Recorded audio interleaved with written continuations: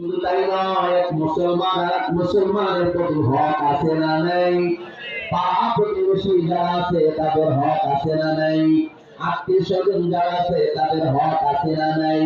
কিন্তু আমরা সবসময় নিজের হক নিজে চিন্তা করি, নিজে কিভাবে ভালো থাকবো, কিন্তু সমাজ নিয়ে চিন্তা করার খেয়াল আমাদের নাই। শুধু আমরা বাহ্যিকভাবে মানুষকে দেখানোর জন্য কিছু কার্যক্রম করে থাকি। যদি আমরা শুধু নিজের চিন্তা না করে এই সমাজ নিয়েও চিন্তা করতাম, এই সমাজের প্রত্যেকটা ভালো মন্দ মানুষের সবার ভালো মন্দের চিন্তায় যদি আমরা নিজেদের উৎসর্গ করতে পারতাম, শুধু কেউ ভালো থাকতো কেউ খারাপ থাকতো এমনটা নয়, বরং আমরা সবাই সকল শ্রেণীর মানুষ এই সমাজের মধ্যে ভালো থাকতে পারতাম। আল্লাহ পাক রব্বুল আলামিন মুসলমানের জন্য প্রথম কিবলা কাবাতুল্লাহ, আল্লাহর ঘর, ইবাদতের প্রথম ঘর, আল্লাহর নামের ঘর, ওইটাকে প্রথম আল্লাহ তাআলা জমিনের মধ্যে নির্ধারণ করেছেন। বরকত এবং রহমত দ্বারা সেই ঘরকে আল্লাহ তাআলা পরিপূর্ণ করেছেন। শুধু তাই নয়, আল্লাহ পাক রব্বুল আলামিন ওই ঘরের কাছে যাওয়ার জন্য যারা নিছক পরিবারের সম্পদের মালিক তাদের যাওয়ার জন্য নির্দেশনা দিয়েছেন। আফসোসের বিষয়, এই সমাজের মধ্যে আমাদের একটা চিন্তাধারা হলো, খেয়াল হলো, হজ করবো কখন, যখন একদম বৃদ্ধ হয়ে যাবো, হাঁটার শক্তি থাকবে না, চলার শক্তি থাকবে না। এই সময় শেষ মুহূর্তে কিছু মানুষ হজে যায়, আর কিছু মানুষ আছে অন্যকে হজ করতে গিয়ে ঈর্ষা করে, অনেক রকম বিভিন্ন রকম ঠিকঠাক করে, কিন্তু নিজে যাওয়ার মতো তাওফিক এখন পর্যন্ত হয় না। আছে না নাই? জোরে বলে। নিজে তো যায় নাই, কিন্তু একজন সাধারণ মানুষ যদি সে কাবা কিনারা যে আছে, দেখবেন সেটা নিয়ে বিভিন্ন রকম উপহাস করে, সমালোচনা করে। আবার আমাদের দেশের বাঙালি মানুষ অনেক বেশি চালাক। সেই চালাকটা যেমন, যখন তিনি নেশা পরিমাণে সম্পদের মালিক হয়েছেন তখন তিনি হজে যায় না। তারা চিন্তা থেকে হলো সব কিছু গুছায়া গুছায়া জীবনের শেষ মুহূর্তে মরবে মরবে তার আগে আগে হজে যাবে। নিয়তটা কি? উদ্দেশ্যটা কেমন? উদ্দেশ্যটা হলো যদি হজে যাই তাহলে টাইমসেই আসিদের কারবার করতে পারবো না, এটা একটা দৃষ্টিগুলো দেখা। যদি যাই তাহলে আইসিই তো পুরস্কার সম্ভব না। ওখানে যদি যাই তাহলে আসলেই তো একটা পরিবর্তন নিজের মধ্যে ঘটাইতে হবে। তাহলে সব কিছু একটা মোটামুটি গুজগাছ কইরা, একটা আখের ঘুষাইয়া এবার সর্বশেষ তবা করে আসবো। ওখানে গেলে তবা করে কিন্তু সব হয়, অস্থলে নিষ্কাম হয়ে যাবো। এদিকে যা করছি করছি সারা জীবন সব শেষ, একদম বৃদ্ধ বয়সে। হজ এমন একটি ইবাদত যেটা শারীরিক ইবাদত এবং মালি ইবাদত। শরীরের শক্তিরও প্রয়োজন আছে এবং অর্থের প্রয়োজন আছে। এই দুইটা দরকার আছে না নাই? শুধু অর্থ নয়, শক্তির প্রয়োজন আছে। যদি শক্তি থাকা অবস্থাতে নেশা পরিমাণের সম্পদের মালিক হন, তাহলে আপনার শক্তি থাকা অবস্থায় দেওয়া আপনার জন্য জরুরি এবং আপনার জন্য ফরজ। এই জন্য বন্ধু যাওয়ার পর আজকে ইবাদতের মধ্যে আমরা সেই চালাকি ঢুকে দেওয়ার কারণে আজকে সেই কাবা বাইতুল্লাহ যাওয়ার পরেও তো কত মানুষ আছে পরিবর্তন হয় না।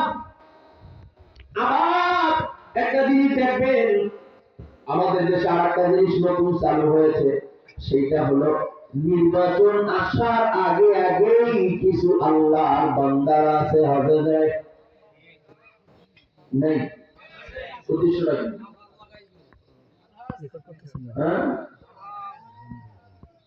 নির্বাচনের আগে হজে যায়। এখন এরা মান্য হজ নাকি আমি জানি না, তার উদ্দেশ্য তেমন একটা ভালো মনে করি না। যদি কারণ হলো, যদি ব্যবহার করা যায় হয়তো বা যে এই কেমন আসছে বক্তায় হ্যাঁ কিছু করে এতদিন যা কষ্ট হচ্ছে সব বা এই নতুনে দেখা করলে আসছে ওখানে এখন ভালো হয়ে গেছে। এটা ধোকা দেওয়ার জন্য হতে পারে, সাইনবোর্ড ব্যবহার করার জন্য হতে পারে, সবাইকে বলবো না কিন্তু হতে পারে, যেটা ধারণা হয়। আমার যে ইবাদত হবে, প্রত্যেকটা ইবাদত হবে একমাত্র কার জন্য? মানুষটা যে আমার সামনে রাগ করে বেচার হয়ে যাবে। 7 লাখ টাকা খরচ করে হজ করছি, আর তুমি কি আল্লাহ নিজের মধ্যে দিতে পারবে না, বাড়তে দিতে দেওয়া ঠিক আছে? আজকে এরকম জায়গা 7-8 লাখ টাকা খরচ করে হজ করলাম, আর তুমি তো কষ্ট করে আল্লাহ এইটু বলতে পারবো না, হাজি সাহেব এইটু বলতে পারবো না। অথচ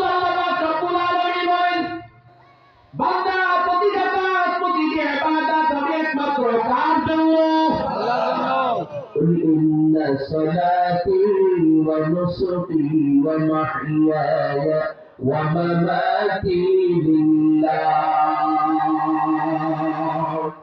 ومماتي لله رب العالمين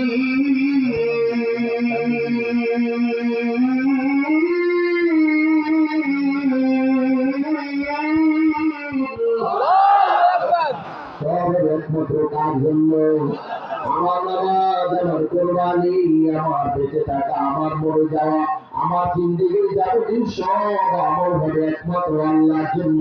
আর বান্দার সব কাজ যখন আল্লাহর জন্য হয়ে যাবে, ওই কাজটা যদি একটা ক্ষুদ্রতম কাজও হয়, ওই কাজটা যদি দেখতে একটা ছোট্ট কাজও হয়, যার মর্যাদা এবং দাম আল্লাহ পাক রব্বুল আলামিনের আদালতে অনেক অনেক গুণে বৃদ্ধি পেয়ে যাবে।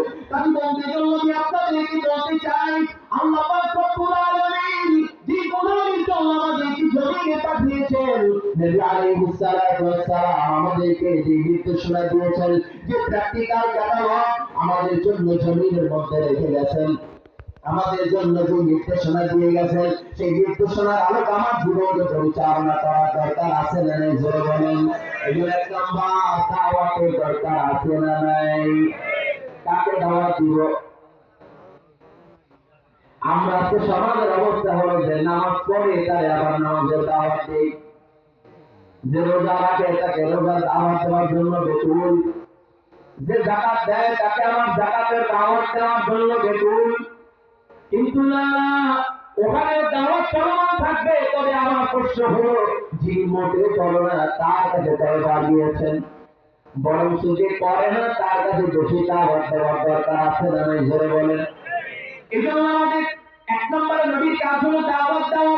এই দাওয়াতের ক্ষেত্রে কোনো শ্রেণী নাই, ইসলামের দাওয়াত সবার কাছে দেওয়ার অধিকার আছে। তবে এক নম্বরে নবীর যে মৌলিক চারটা কাজের মধ্যে এক নম্বরে দাওয়াত দরকার আছে না নাই? জোরে বলেন।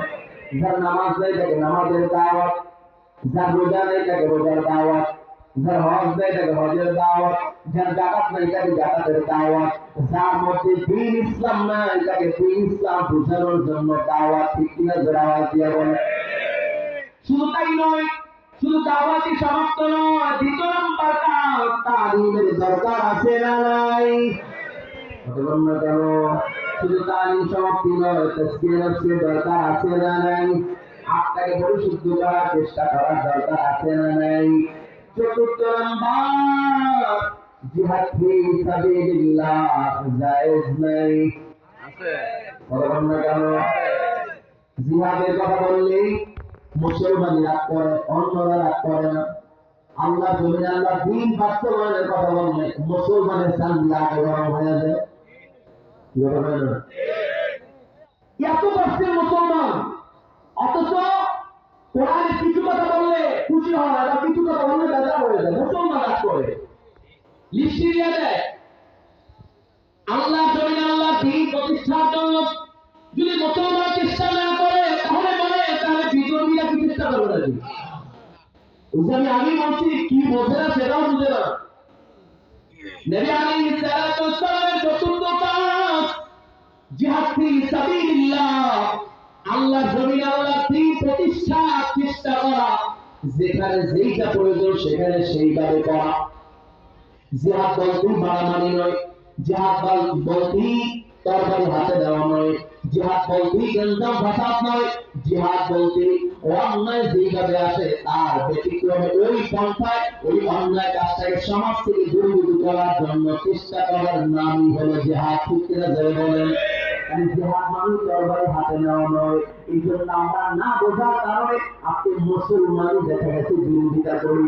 এই ক্ষেত্রেই দেখা গেছে এই আল্লাহর জমিনে আল্লাহ দ্বীন বাস্তবায়নের জন্য আপনি সমাজের মধ্যে শতকরা 10% মানুষ চায় না যে আল্লাহর জমিনে আল্লাহ দ্বীন বাস্তবায়ন হোক।